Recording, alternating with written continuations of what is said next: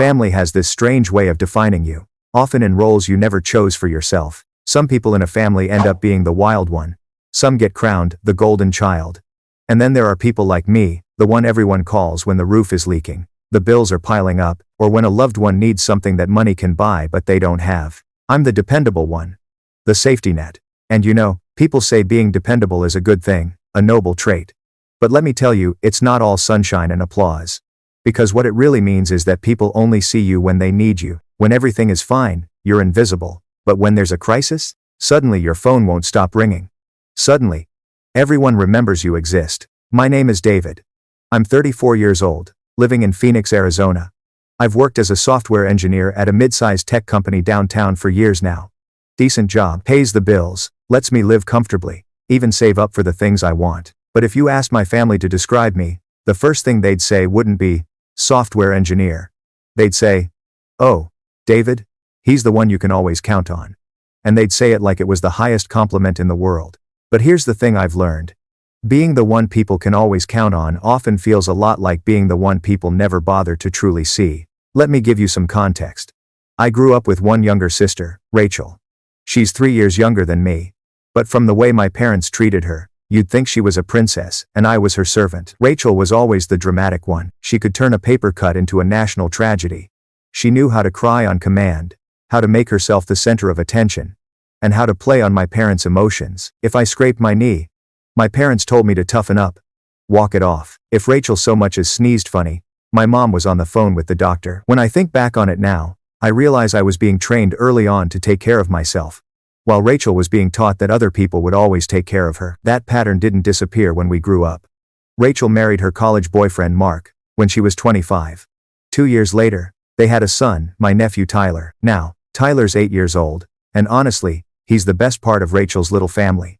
He's this smart, funny, curious kid with a laugh that could light up a room, and for reasons I can't fully explain, Tyler ended up more like me than like his mom. He's grounded. He asks questions. He pays attention to people.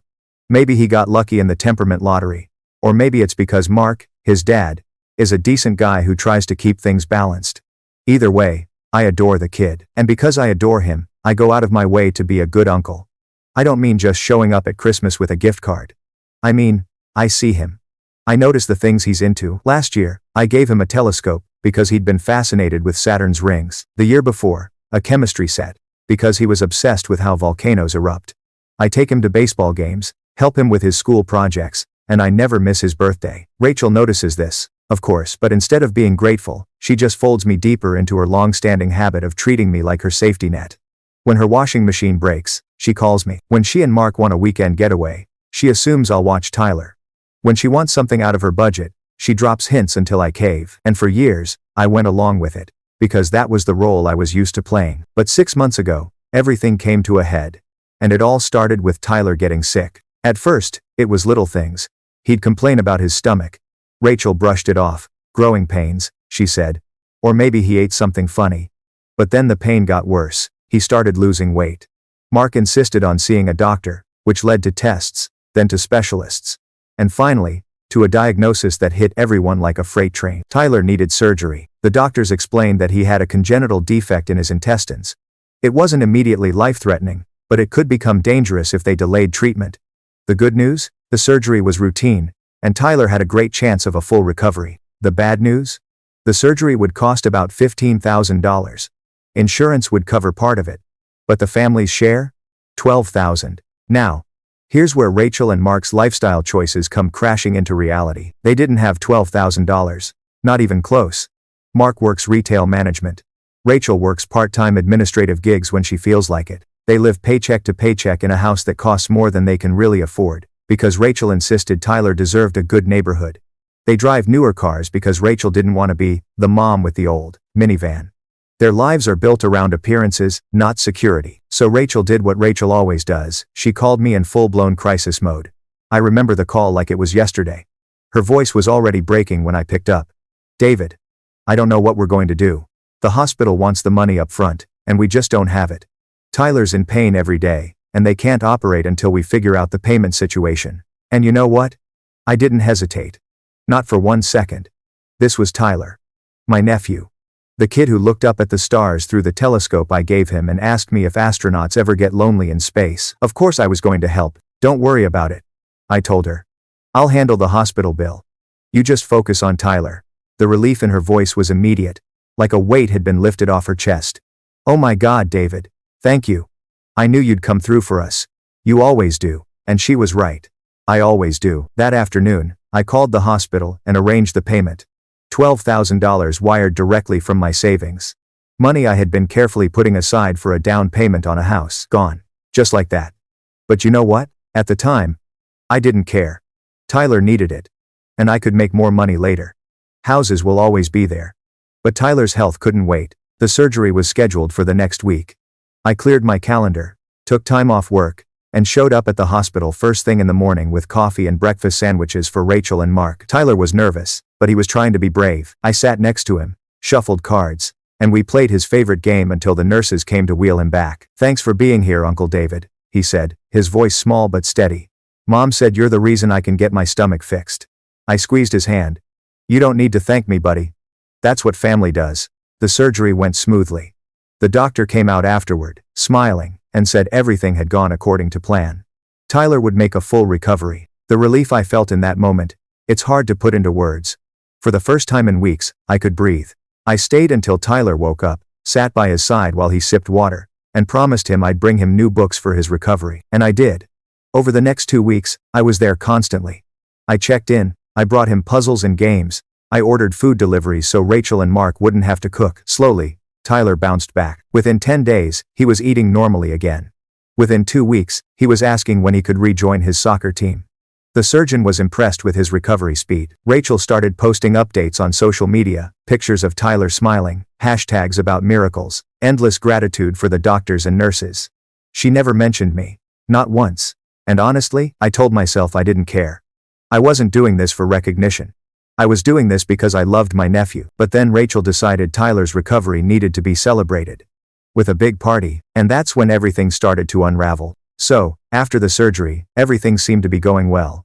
Tyler was recovering beautifully. He was back to laughing at his favorite cartoons, asking me to help him with his puzzle books, and even trying to convince his mom that maybe, just maybe, he was ready to get back on the soccer field sooner than the doctor recommended. I thought we were past the hardest part. I thought maybe, just maybe, this was going to be one of those times when a crisis brought the family closer together. But if you've ever had a sibling like Rachel, you already know that's not how the story goes. See, Rachel has this talent for turning everything into a performance. And this time, the stage was her own son's recovery.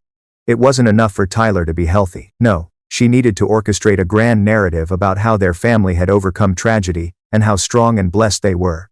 So naturally, she decided to plan what she called a recovery celebration party. Now, on paper, that doesn't sound so bad, right? A party to celebrate Tyler being healthy again? Family, friends, neighbors, people coming together to cheer him on? Sure. Except with Rachel, nothing is ever just a party. It's a production. She spent hours on the phone with my mom, planning the decorations, the menu, the guest list. It was going to be catered, with balloons, banners, the whole 9 yards. I figured, okay, if this is what makes her happy and it gives Tyler some joy after going through a tough surgery, fine. I was actually looking forward to it. I'd even gone out of my way to buy Tyler a special gift, a signed baseball from his favorite player. It wasn't cheap, but after what Tyler had been through, I wanted him to have something meaningful, something he'd treasure. But then 2 days before the party, Rachel called me. And the conversation that followed is something I'll never forget. Her tone was oddly formal, like she was reading from a script. David, I've been thinking about the party this weekend, she began, and I don't think it would be best for you to come. At first, I thought I'd misheard her. What do you mean? Why wouldn't I come? This is Tyler's recovery party. Rachel sighed. The kind of sigh you'd expect from a teacher explaining something obvious to a slow student. Tyler is still recovering, and the doctor said it's really important that he's surrounded by positive energy only. Stress can slow down healing, and we need to be careful about the environment we create for him. I blinked. Okay. But what does that have to do with me? Tyler loves spending time with me. It's not about Tyler specifically, she said quickly. It's about the overall energy. And honestly, you've been kind of intense lately. Always checking in. Always asking about his recovery. Always bringing up the surgery. It's a lot. Some of the family members think you might be trying to make this whole thing about you. Those words hit me like a slap across the face. Make it about me? I had spent $12,000 money I'd been saving for my future so her son could have this surgery. I'd taken time off work, been at the hospital, supported them in every way possible. And now she was telling me that I wasn't welcome because I was making it about me? I tried to stay calm. Rachel, I paid for Tyler's surgery. I've been there every step of the way. How is that making it about me? See, that's exactly what I mean, she snapped. You keep bringing up the money. It makes people uncomfortable. Tyler's recovery should be about his strength and about our family's love, not about who paid for what. I sat there in my car, gripping the steering wheel, trying to process what I was hearing. She was erasing me from the narrative, because acknowledging my role made her feel awkward. The money thing? I finally said, my voice low. Rachel, that money thing was $12,000.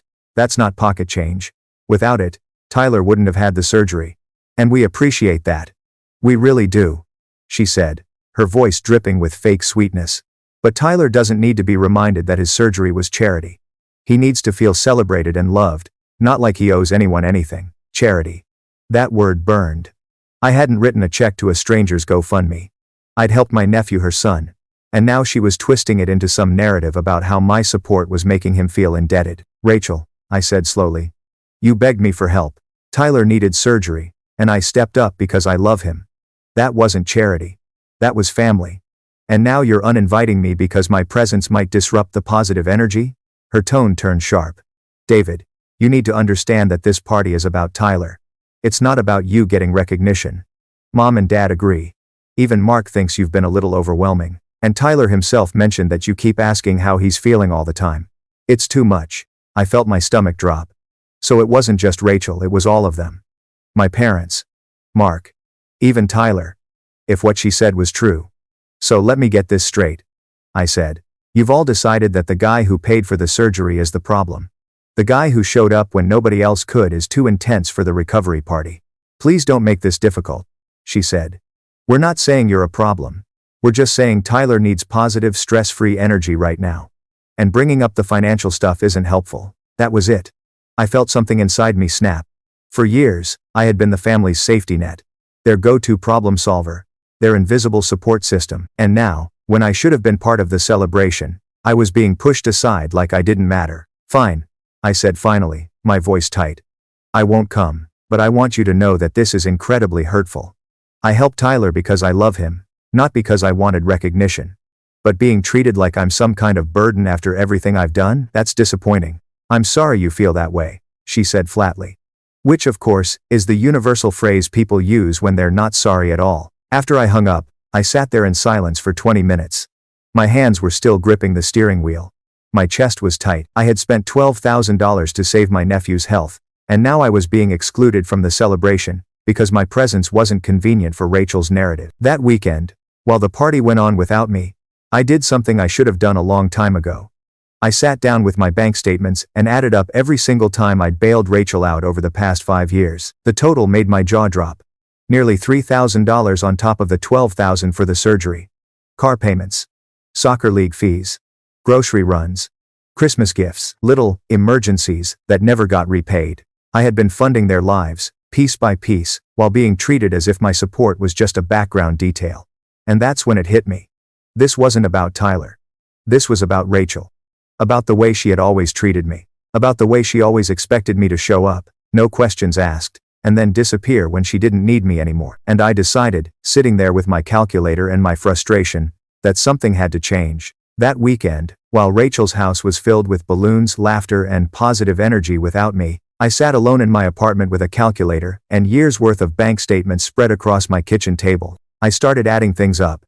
The small favors that never got repaid.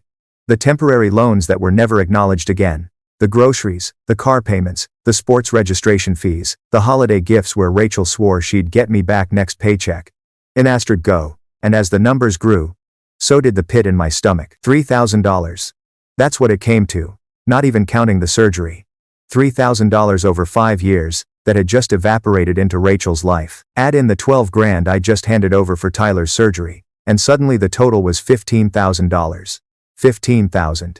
That was more than I made in 4 months of work. And yet, despite all that, I was sitting at home while my nephew's recovery party went on without me. I wish I could tell you that realization gave me clarity.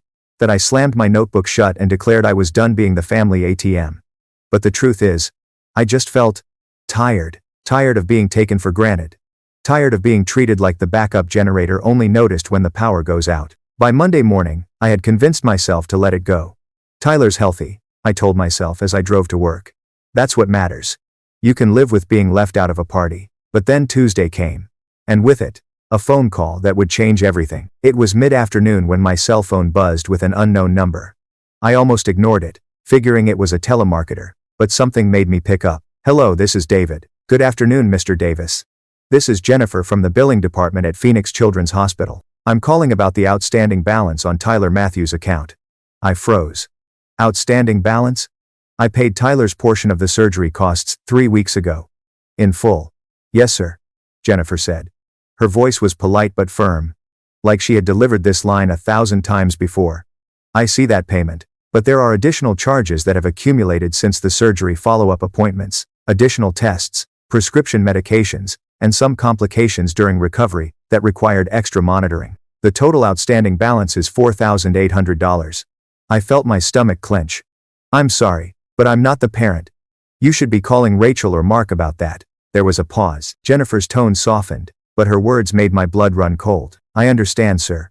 But according to our paperwork, you are listed as the financial guarantor for all of Tyler's medical expenses. That means you are legally responsible for the balance. I sat there, gripping my phone so tightly my knuckles turned white. What? No.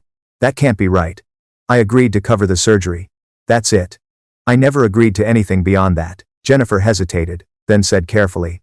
It looks like Mrs. Matthews signed the paperwork on your behalf, designating you as the guarantor. If this is a mistake, you'll need to contact our financial services department to dispute the responsibility. Their other bactive coming too. I could barely breathe. Rachel had signed me up without asking to be financially responsible for every bill that came after the surgery. While I was sitting at home being uninvited from Tyler's recovery party for bringing negative energy, Rachel was quietly putting me on the hook for thousands more dollars. I'll need to call you back, I said through clenched teeth. There's been a misunderstanding. As soon as I hung up, I dialed Rachel. It took 4 rings before she answered, sounding casual, almost distracted. Hey David, what's up? I'm kind of busy right now. Rachel, I said, my voice shaking. The hospital just called me about an outstanding balance. They said I'm listed as the financial guarantor for Tyler's ongoing medical expenses. Did you put my name down without asking me? There was a pause. Then, in the most nonchalant tone imaginable, she said, Oh right. Yeah. When we filled out the paperwork, they asked who would be responsible for additional costs. And I figured since you were already covering the surgery, it made sense. It made sense? My voice rose. Rachel, you committed me to pay nearly $5,000 without even asking me. David, relax. It's not that much money, she said, her tone turning defensive. Tyler needed some extra monitoring after the surgery. The doctors wanted to be thorough. It's all routine stuff. Not that much money, I repeated. Rachel, $4,800 is not pocket change. And you don't get to decide what I pay for. You can't just sign me up like I'm your personal credit card. She sighed, clearly irritated that I wasn't just rolling over like usual. Look, I was stressed. I had to make quick decisions, and since you were already helping, I thought you'd want to make sure Tyler got the best care possible. I felt my jaw tighten. Don't twist this. Don't make it sound like I don't want the best for Tyler. I already paid $12,000 so he could have the surgery. I've supported you and Mark for years. This isn't about Tyler, it's about you thinking you can spend my money without asking because I've let you do it before. David, don't be selfish, she snapped. Tyler is your nephew. Don't you want him to get the care he needs? And there it was. The manipulation. The guilt trip. The weaponized version of family loyalty I had heard my entire life. I took a deep breath. Rachel, listen carefully. I will not be paying those additional bills. I paid for the surgery what I agreed to cover. Anything beyond that is your responsibility, and Mark's. You're his parents. You figure it out. You can't just abandon him, she shouted. He's still recovering. He needs follow-up care. Then pay for it yourselves. Set up a payment plan. Sell the fancy car you can't afford. Do whatever parents are supposed to do. But I'm done being your blank check. Before she could respond, I hung up. My hands were shaking, but for the first time in years, I felt like I'd drawn a line in the sand. The next day, the hospital called me again. Jennifer's voice was sympathetic but firm. Mr. Davis. I spoke with Mrs. Matthews. She confirmed you no longer wish to cover the costs, but you're still listed as the guarantor. If you want to remove yourself, we'll need you to complete some paperwork. Send me everything, I said. I'm not paying another dime. It took an hour of forms, phone calls, and back and forth emails, but by the end of the day, I had successfully removed myself as guarantor. From now on, the hospital would have to deal directly with Rachel and Mark. That afternoon my phone started blowing up. 6 missed calls from Rachel, 2 from Mark, 3 from my mother. All of them went to voicemail. Rachel's messages started out tearful. David, please call me back. I think there's been a misunderstanding about the hospital bills. Then they turned desperate. David, the hospital says you won't cover the costs anymore. Tyler needs those appointments. How can you do this to him? Then angry. You're being incredibly selfish. Tyler is your family. How can you abandon him like this? Mark's messages were more measured, but still manipulative. David, I get that you're upset about the party thing, but Tyler's care shouldn't be affected. Maybe we can work out some kind of payment plan between us. And then my mother's voicemail, the cherry on top of the guilt sundae. David, I don't know what's going on between you and your sister, but she called me in tears. Tyler needs his family right now. Please, just do the right thing. The right thing. As if paying $12,000 wasn't the right thing. As if stepping up when no one else could wasn't the right thing. I didn't call any of them back. For the first time in my life, I ignored the guilt trips, the manipulation, the endless demands, and sitting in that silence, I realized something. For years, I'd been enabling Rachel. By always saying yes, I had taught her to expect it. By never setting boundaries, I had let her treat me like a bottomless ATM. But now the rules were changing. Over the next week, the phone calls didn't stop. Rachel left voicemails that swung wildly between apologetic, angry, and manipulative. One day, she was sobbing about how I was abandoning Tyler. The next, she was accusing me of being selfish and cold-hearted. Mark tried a softer approach, calm, reasonable, almost rehearsed. David, we can't afford this. Tyler needs these appointments. Isn't there a way we can compromise? And then, of course, there was my mother. She weaponized guilt like it was an Olympic sport. David, blood is thicker than water. You don't turn your back on family, especially not on a child. But through all of it, I stayed silent. I ignored the calls, the texts, the guilt trips. Because I had finally realized something. This was the first time in my life I had drawn a real boundary. And if I gave in now, if I folded under the pressure like I always had, nothing would ever change. But Rachel doesn't do well with the word no. And when the phone calls didn't work, she decided to escalate. 2 weeks later, there was a knock on my apartment door. I wasn't expecting anyone, so when I opened it and saw Rachel standing there with Tyler by her side, my stomach dropped. Hi, she said, pushing past me before I could even respond. We need to talk. Tyler looked up at me with wide eyes. Hi, Uncle David, he said softly. Are you mad at us? And let me tell you, hearing that from him broke something inside me. Because no matter how furious I was at Rachel, I could never be mad at Tyler. He was just a kid caught in the middle of his mom's mess. I knelt down and put a hand on his shoulder. I'm not mad at you, buddy. Not even a little. Rachel had already made herself at home, plopping down on my couch like she owned the place. She crossed her arms and gave me that look, the one she used to give when we were kids, and she was about to demand something. David, this has gone too far. Tyler has already missed 2 follow-up appointments because we can't afford to pay up front. The hospital wants payment before each visit now. This is affecting his health. I turned back to Tyler, crouching so I was eye level. How are you feeling, buddy? Do you have any pain? Any problems? Tyler shook his head. I feel good. My tummy doesn't hurt anymore. But Mom says I still need to see the doctor to make sure I'm really better. I nodded slowly, then looked back at Rachel. Tyler is fine. His surgery was successful. The follow-up appointments are routine check-ins, not emergencies. His health is not in danger. Rachel's eyes filled with tears instantly, like she had rehearsed this part. Don't you care about making sure he stays healthy? What if something goes wrong? Of course I care, I said firmly. But Rachel, you are his parent. That responsibility falls on you and Mark. Not me. She leaned forward, her voice rising. So that's it? You're just going to sit back and let Tyler suffer because you're mad at me? I laughed bitterly. Suffer? Tyler is healthy. He's fine. The only one suffering here is you. Because for the first time, you have to take financial responsibility for your own son. Rachel's face turned red. We can't afford it, David. You know our situation. Then figure it out. I shot back. Set up a payment plan. Cut expenses. Get a second job. Do what every other parent in the world does when their kid needs medical care. Not everyone has your income, she snapped. Not everyone can just write a $12,000 check like it's nothing. Do you think it was nothing? I asked, my voice sharp. Do you think wiping out years of savings for a house was nothing? I thought about it, Rachel. I thought about it long and hard, and I still did it, because I love Tyler. But that doesn't mean I'm responsible for every bill that comes after. You don't get to sign my name to debts without my consent. Rachel looked down at her hands, her voice small but still defensive. I was scared. I didn't know what to do.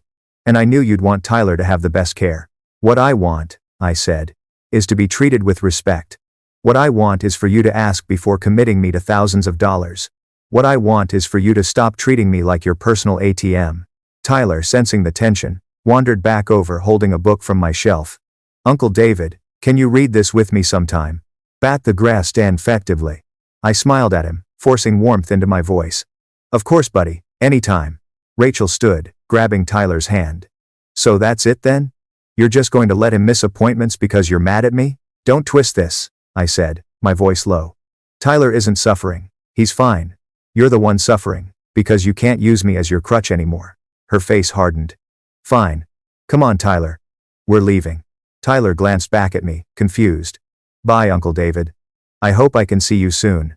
You can see me anytime, buddy. Just call me, okay? And then they were gone. The door shut behind them, leaving me in silence. I sank onto the couch, my chest tight, my mind racing. I hated that Tyler was caught in the middle of this. I hated that he had to witness his mom and me fighting. But at the same time, I felt relieved. Because for once, I hadn't given in. For once, I'd stood my ground. Over the next month, the pressure campaign intensified. My parents called constantly, urging me to be the bigger person. My father actually used the phrase, blood is thicker than water. My mother begged me to let it go, for Tyler's sake. But every time, I reminded myself, I had already done the biggest thing anyone could ask. I had already paid $12,000. I had already shown up when it mattered most. And yet, all they saw was what I refused to do, not what I had already done. That was the moment I realized something profound. In my family's eyes, my worth wasn't in who I was. It was in what I could provide. And I decided right then, I wasn't going to play that role anymore. When Rachel stormed out of my apartment with Tyler in tow, I thought maybe that would be the end of it.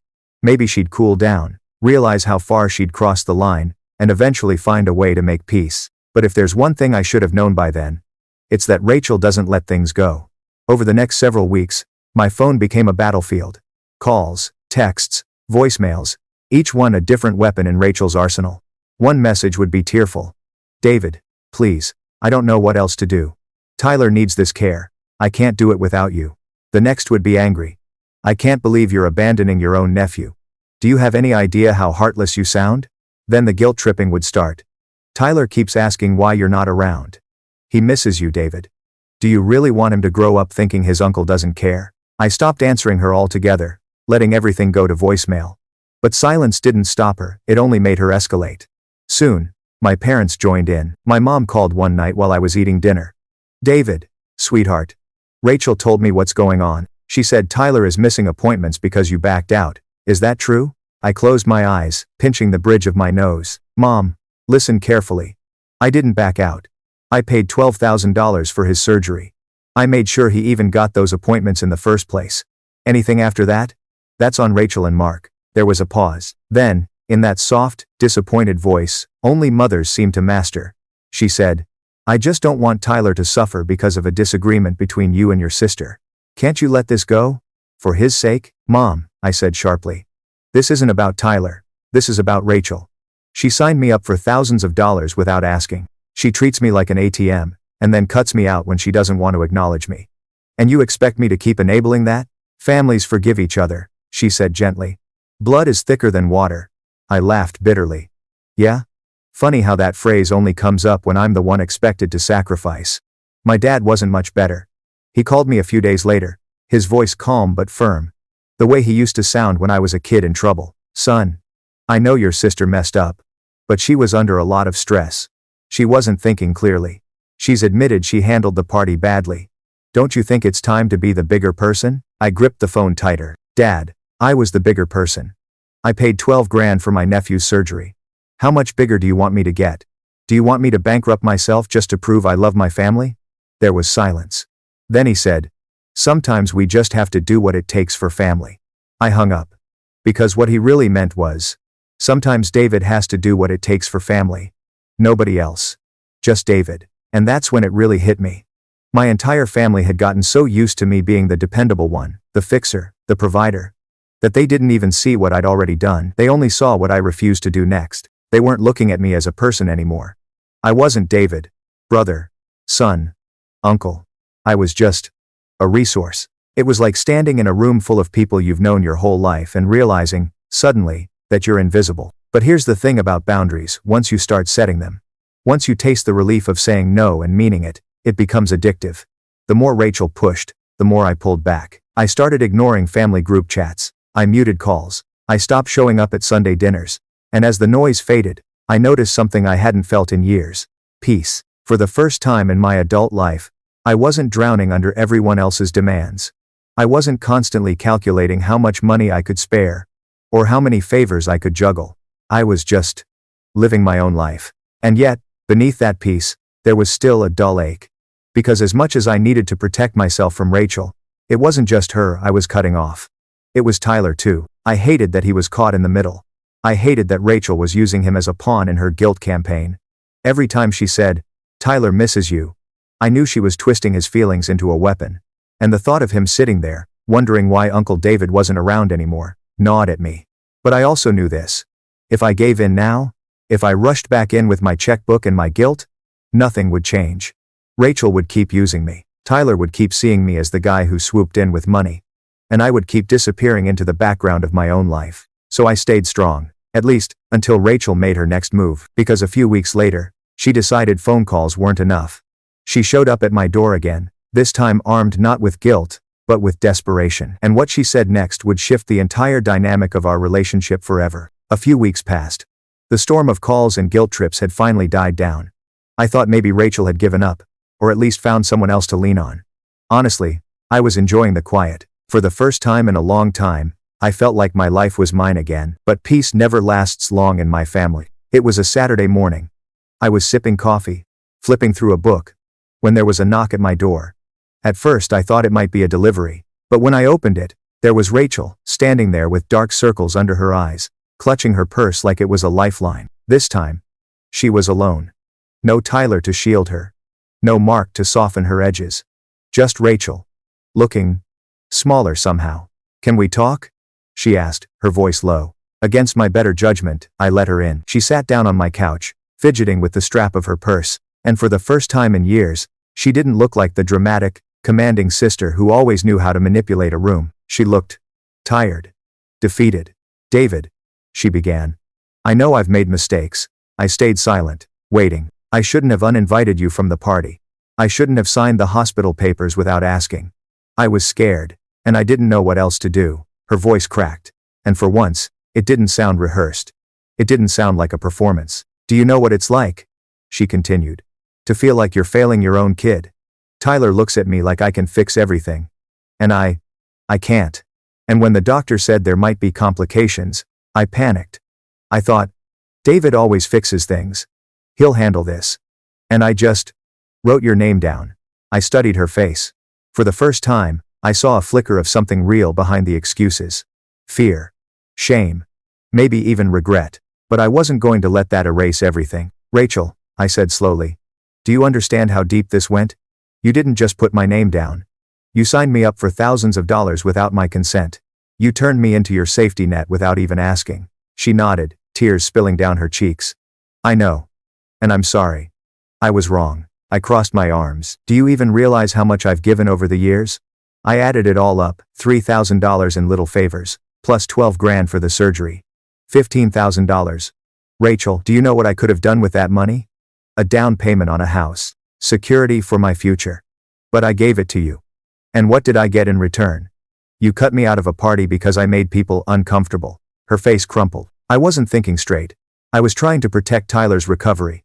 Everyone kept telling me it was about positive energy, about keeping things light. And I let myself believe it. I shook my head. "No, Rachel. You let yourself believe it because it made you feel better. Because acknowledging me, acknowledging what I'd done, made you uncomfortable. You didn't want to face the truth that you depend on me. That without me, things fall apart." She swallowed hard. her eyes downcast. You're right. For a long moment, the room was silent, except for her shaky breathing. Then, she looked up at me. Her expression raw. I don't want to be this person anymore. I don't want to be the sister who uses you. I got a full-time job last month. Mark and I have been working on budgeting. We're trying. I just wanted you to know that. That caught me off guard. A full-time job? She nodded. At the school district. It's not glamorous, but it's steady.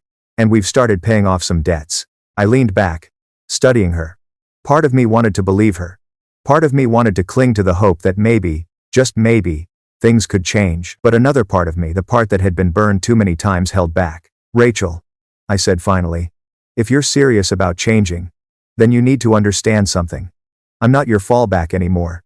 I'm not your safety net. If you're in a bind, you can ask, but you can't expect. And if I say no, that has to be the end of it. No guilt trips. No manipulation. No dragging mom and dad into it. Do you understand? She nodded quickly, wiping her eyes. I understand. I promise. I wanted to believe her. God, I really did. But promises from Rachel had always been cheap. Still, there was something different in her eyes this time. Something I hadn't seen before. Desperation, yes, but also humility.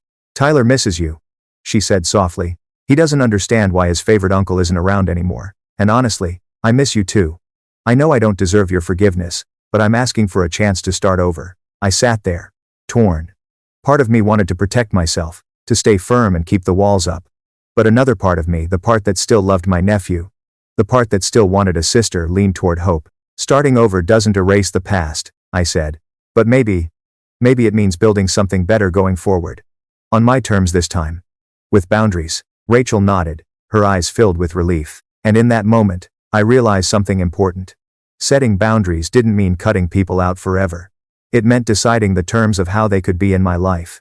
It meant choosing respect over obligation. And for the first time in years, I felt like I was finally in control. After Rachel left that day, I sat in silence for a long time. The echoes of our conversation hung heavy in the air, and I couldn't shake the feeling that something fundamental had shifted between us. For years, every interaction with her had felt like a transaction. She needed something, I provided it. She promised gratitude, I rarely saw it. But this time, she had admitted fault, not perfectly, not without excuses, but it was more than I had ever gotten before. Still, I wasn't about to let my guard down. Words are easy. Promises are easier. The real test would be action. And that test came sooner than I expected. A week later I was leaving the grocery store when I heard a familiar voice call out. Uncle David. I turned, and there was Tyler, grinning ear to ear, a stack of books in his arms. Mark stood beside him, offering me a cautious nod. Hey buddy, I said, my heart lifting in spite of everything. How are you feeling? Great. My stomach doesn't hurt at all anymore. I'm back on my soccer team, and we've already won 3 games. Tyler's excitement was infectious, and I couldn't help but smile. That's awesome, I said. I'm really proud of you. Mark stepped closer, shifting awkwardly. David, look. I know things have been rough. Between you and Rachel. But Tyler misses you. And honestly, Rachel misses you too. I raised an eyebrow. Rachel told me she wanted to start over. I told her if she's serious, it has to be different this time. Boundaries. Respect. Mark nodded. I get it. And I agree. She knows she messed up. With the party, with the hospital paperwork. I told her as much at the time. But she's been better. She got a full-time job. We're budgeting more carefully. We don't want to rely on you anymore. That caught my attention. Because for the first time, it wasn't just Rachel making promises. It was Mark backing it up. Tyler tugged at my sleeve. Uncle David, can I come over to your place sometime? I miss hanging out. We could build another rocket. My throat tightened. God, I had missed him. Of course, buddy. Anytime. We exchanged numbers, and a few days later, Tyler called me himself. We spent nearly an hour on the phone, talking about school projects, his soccer team, and his new obsession with space exploration. He wanted a telescope for his birthday, he said, so he could look at Saturn's rings. I promised him we'd pick one out together. When I hung up, I felt something I hadn't felt in months. Hope. A week later, Rachel called me. Her tone was different, quieter, more measured. David, I just wanted to thank you for talking to Tyler. It meant a lot to him, and to me. I hesitated, waiting for the catch. But it didn't come. Instead, she said, I know I have no right to ask. But, would you be willing to see us? Maybe come over for dinner? No strings, Just family. 2000 play. I could hear the sincerity in her voice, but I also heard something else. Caution. Like she knew one wrong move could ruin everything.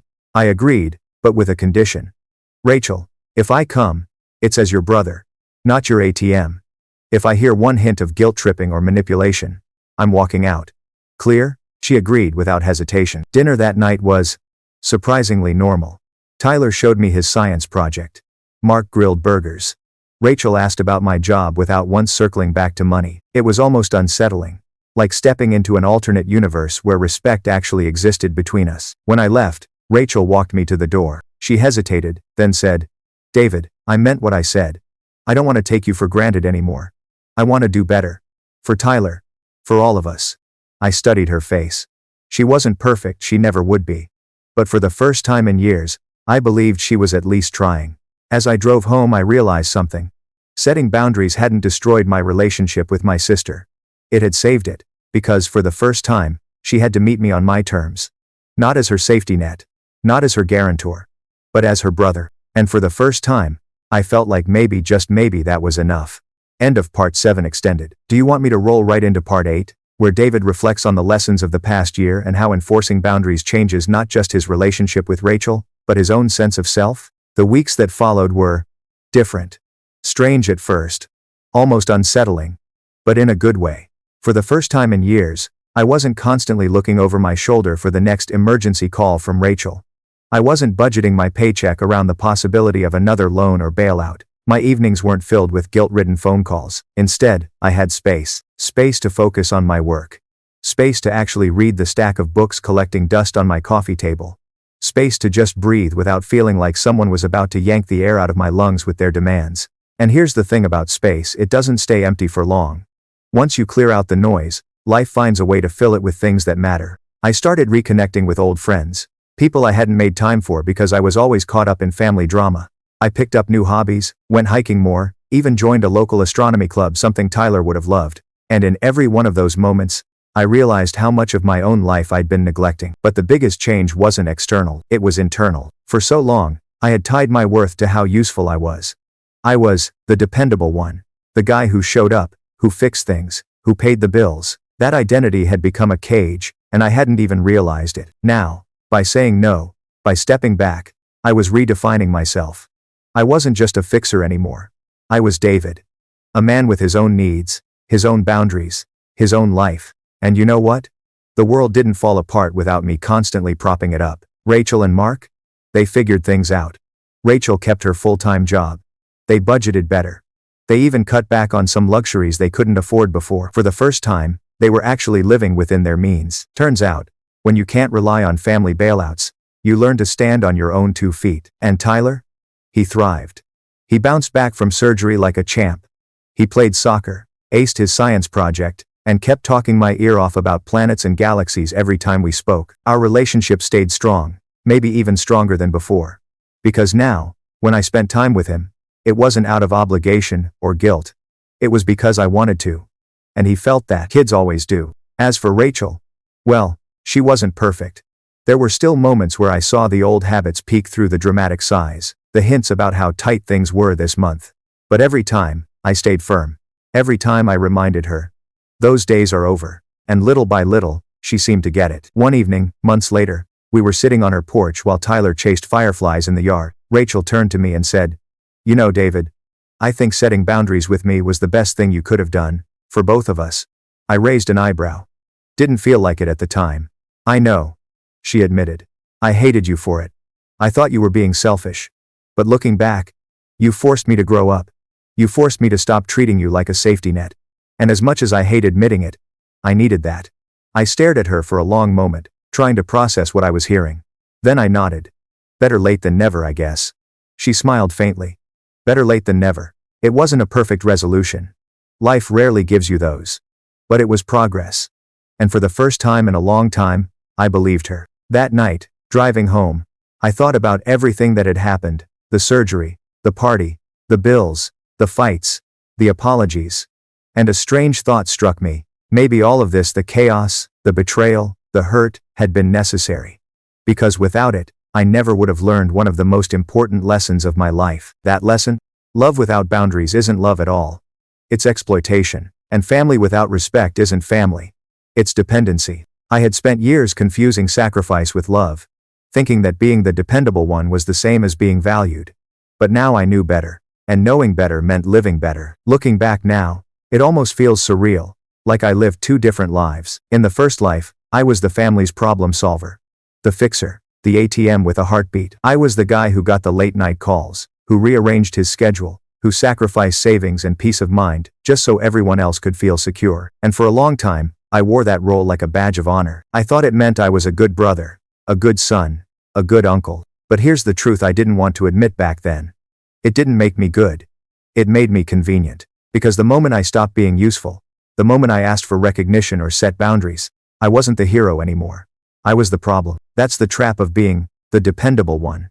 Everyone praises you when you're carrying the load, but they resent you the second you put it down. And if I'm being honest, I resented myself too. I resented how easily I said yes, how quickly I reached for my wallet, how little I demanded in return. I resented how invisible I felt at family gatherings, until someone needed something, then suddenly, I was the most important person in the room. But the thing about resentment is that it festers.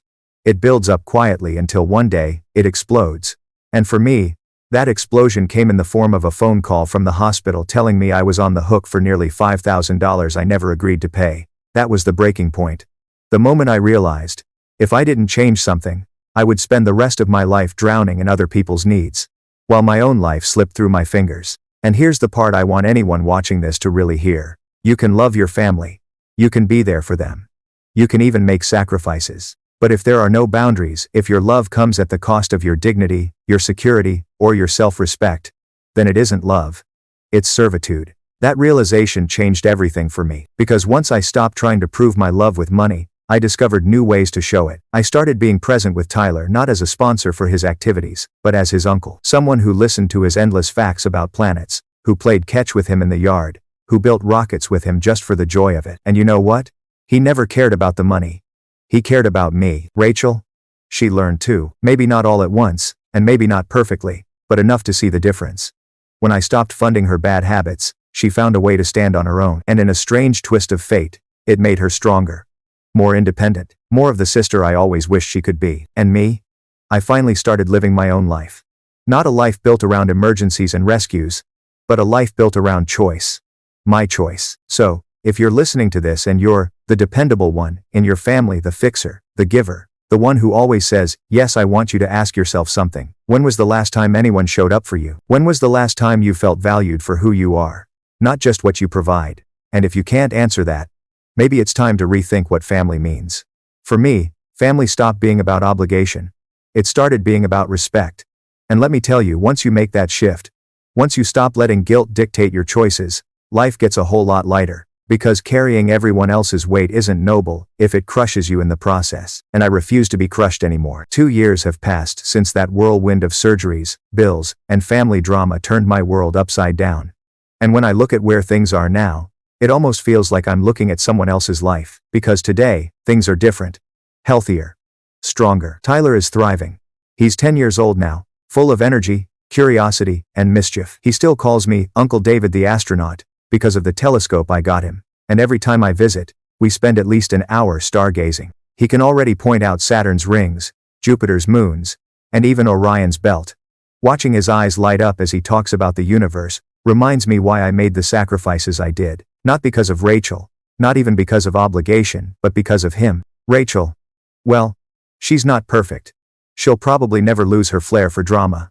But she's grown. The full-time job she once took reluctantly has turned into a steady career. She and Mark have learned to manage their finances better, and for the first time in forever, they're not calling me at the first sign of trouble. Do they still struggle? Of course, but they handle it themselves, and that, to me, is a victory. Our relationship isn't what it used to be.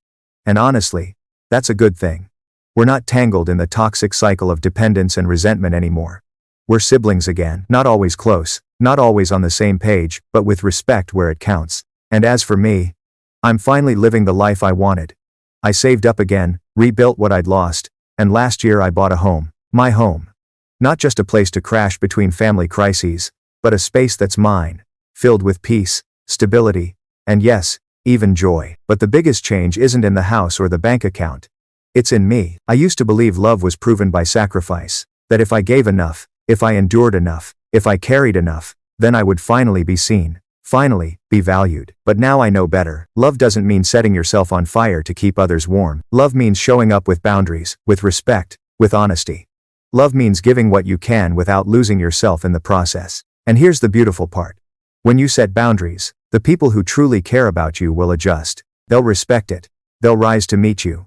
And the ones who only valued you for what you provided, they'll fall away. Rachel didn't fall away. She stumbled. She fought. She resisted, but in the end, she adjusted. She grew. And maybe, just maybe, I did too. Sometimes I wonder what would have happened if I had kept saying yes. If I had kept paying the bills, showing up on demand, letting myself be invisible. Would Rachel have ever grown? Would Tyler have learned the difference between real love and obligation? Would I have ever found peace? I don't think so. In the end, the crisis that almost broke us ended up saving us, because it forced all of us, me, Rachel, even Mark, to confront who we really were, and who we wanted to be. And if there's one thing I hope people take from my story, it's this. Being dependable is a strength. But being a doormat is a weakness. The line between the two is boundaries. And when you finally draw that line, when you finally say, I love you, but I love myself too, that's when you discover what family really means. Not obligation, not exploitation, but respect. And let me tell you, respect feels a whole lot better than resentment. It's been a few more years since everything happened. And sometimes, I still think about that moment, the phone call where Rachel told me I wasn't welcome at Tyler's recovery party. At the time, it felt like betrayal, a slap in the face after everything I'd done. But now, looking back with distance, I realized that was the turning point. That was the moment I stopped being the invisible, dependable one, and started being a man with boundaries, with self-respect, with a life of his own. Funny how the things that hurt the most often become the things that save us. Tyler is older now, curious, smart, kind. He's at that age where he asks the big questions. Why is the sky blue? What's beyond the stars? Why do people fight? And every time I answer him, I'm reminded that what he needs from me isn't money or sacrifice. He needs presence. He needs wisdom. He needs love. And those are things I can give without ever draining myself dry. Rachel, she still has her moments. But she's proven that she can stand on her own. She's proven that she can grow. And maybe, just maybe, I had to step back for her to finally step up. And me? I've learned the most important lesson of my life. That saying no isn't selfish. It's survival. That boundaries aren't walls to shut people out. They're guardrails that keep relationships safe, healthy, and fair. And that real family, the kind worth keeping, will respect those boundaries. So if you're listening to this, and you're the one who always shows up, who always pays, who always sacrifices, I want you to hear me clearly. You are more than what you give. Your value doesn't disappear when you say no. And sometimes, the bravest, most loving thing you can do for yourself and for your family is to stop being their safety net. Because when you step back, you give them the chance to rise. And when they do, you'll finally see them not as dependents, not as burdens, but as equals. That's what I found with Rachel. That's what I found with myself. And that's what makes all the pain, all the struggle, and all the lessons worth it. So, what did I really learn from all this? If I had to boil it down, it comes to a handful of truths that I wish someone had told me years ago. 1. Boundaries aren't selfish, they're necessary. If you don't set them, people will use you until you're empty. Loving your family doesn't mean sacrificing your dignity. 2. Dependable doesn't mean disposable. If people only value you when you're solving their problems, that's not love, that's convenience. Real love sees you, not just what you provide. 3. Guilt is a weapon. Blood is thicker than water, is often used to manipulate. True family proves itself through respect, not pressure. 4. Sacrifice without respect breeds resentment. I learned that the hard way. Helping isn't noble if it makes you invisible. 5. Stepping back gives others the chance to grow. When I stopped rescuing Rachel, she learned to stand on her own. Sometimes the best gift you can give someone is responsibility. 6. Love is about presence, not payment. Tyler never cared about the money. What he wanted and still wants is my time, my attention, and my care. At the end of the day, this whole experience taught me something simple but life-changing. You don't prove your worth by what you give. You prove it by who you are and by refusing to let anyone treat you like less than you deserve. And that's the story, friends. A messy, complicated journey about family, boundaries, and what it really means to love someone without losing yourself. Now, I want to turn it over to you. Have you ever felt like the dependable one in your family, the person who's always there, always helping, but rarely appreciated. How did you deal with it? Did you set boundaries? Or are you still figuring that part out? I'd love to hear your experiences. Drop them down in the comments, not just for me, but for everyone else watching who might be in the exact same spot right now. Sometimes, hearing that you're not alone makes all the difference. If you found this story meaningful, do me a favor. Give it a thumbs up, share it with someone who might need to hear it, and if you're new here, subscribe to the channel. We've got more stories like this coming, and trust me, you won't want to miss them. And remember, you are worth more than what you give. Boundaries are love too. Thanks so much for watching, and I'll see you in the next one.